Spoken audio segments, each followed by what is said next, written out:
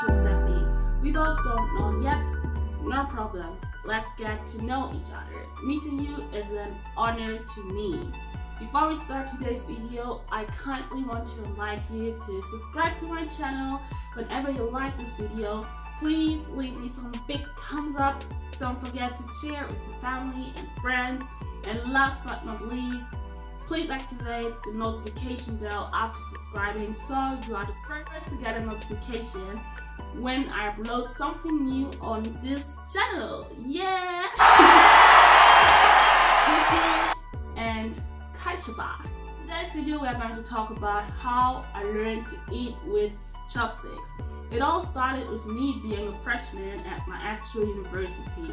One of the first person I met at university is a girl from Shanghai, China.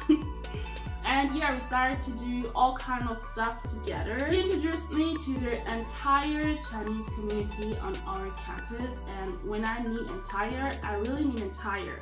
Back to the time, she knew everyone. She literally knew everyone. And yeah, one day on Spring Festival, she suggested us to have dinner at an expensive hot pot restaurant. It shouldn't be only me and her having dinner together, but me, her, and two male classmates. Now is when the embarrassing part of the story begins.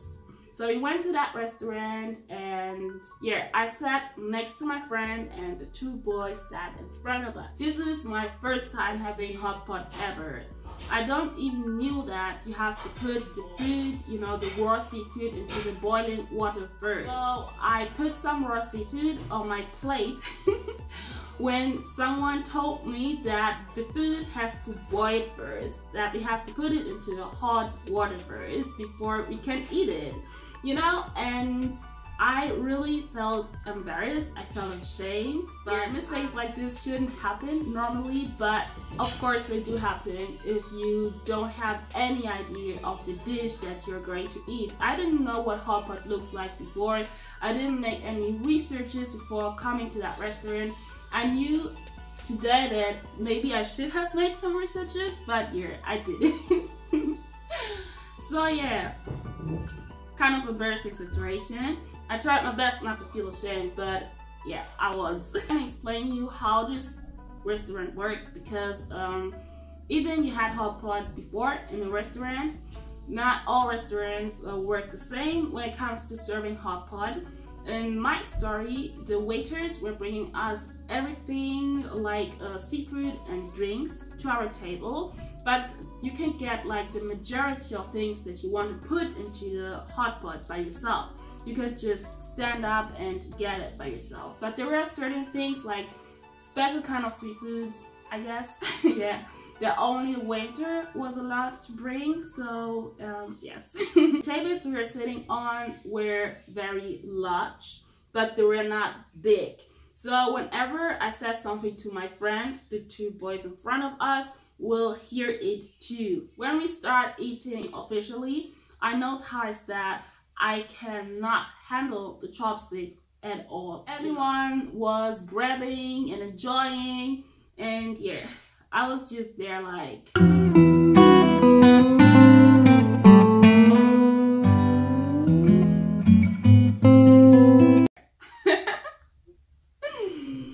Oh my goodness. I felt embarrassed to tell my friend that I cannot handle the chopstick. It wouldn't have been a problem for me to tell her if we were alone. But now we were sitting in a classy restaurant with the two boys in front of us and the waiter behind us. You know, we were just not alone at all, if you get me. I tried to make my friend understand that I cannot handle the chopsticks, you know, only by signs, you know, without saying something out loud. But she didn't get my signs until the end of the evening. The boy I was sitting diagonally to was very friendly. There are going to be more story times about him, so stay tuned. He showed interest in getting to know who I am by paying attention on me the whole evening. And he he was quite handsome, by the way, but that's not something we're going to talk about in today's video. Imagine not being able to handle your chopsticks, to use them correctly, and having someone sitting in front of you who pays attention to everything what you say and to everything what you do. You know, the boy who was sitting directly in front of me was behaving a bit more rudely. Even when we were sitting in a group and having dinner together, it seemed like he's having dinner by his own, you know, by himself. At a certain moment, the friendly boy and my friend stood up at the same time to get some food to put into the hot pot. And sitting alone with the boy who behaved more rudely, I took this opportunity to ask him if he could show me the technique he uses to handle his chopsticks. Oh my goodness. He answered me, "Look on the back of the paper. Your chopsticks were inside. They have a manual." But he said it like this. "Look at the back of the paper. Your chopsticks were inside. They have a manual." He did not even look at. "Look on the back of the paper. Your chopsticks were inside. They have a manual." This is what he answered me. And I think this is everything we both said to each other on this day.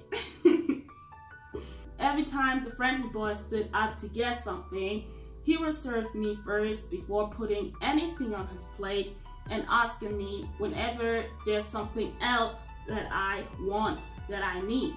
I really appreciate the way he took care of me. He was super friendly, super open, super intentionated, the perfect gentleman. He was super well-mannered. But yeah, every time he put food on my plate and every time he asked me if I want to try something, it felt like a punishment to me because I was literally struggling with my chopsticks. He didn't know how painful it is for me. I think that maybe he thought I'm a bit shy or trying to be elegant. But the truth is, I didn't know how to use chopsticks back in the time. The rest of the evening went really well. We were the last person to leave the restaurant and everyone was satisfied about the food that we had. And besides the traumatism that I had because I didn't know how to use chopsticks, I was satisfied as well. I ate so many things that I had never eaten before on this day. It was my first time for so many things and I enjoyed the taste of delicious food. Some weeks later, my friend invited me to have dinner at her place. She cooked for us and took some minutes to explain me, to show me how to use chopsticks. After this, I was able to handle chopsticks. I knew the technique, but I wasn't perfect in using them. It was very difficult for me to concentrate on my food and the chopsticks at the same time. I really needed to focus on my chopsticks and not on the food in order to eat with them. I needed to practice using chopsticks. And I did it every time we went to smaller Asian restaurants in between our lectures, for example, to have some lunch. At my home university, there's a road full of restaurants and there's a part of the road where you can find mostly Asian restaurants. These restaurants I used to have foreigners as clients, so they give out forks, knives and spoons, but they do have chopsticks as well, and if you ask them, they will give you some. Whenever we went to these smaller restaurants, not for big events, but to have quick lunch in between our lectures, I tried to eat only with chopsticks, not using any forks.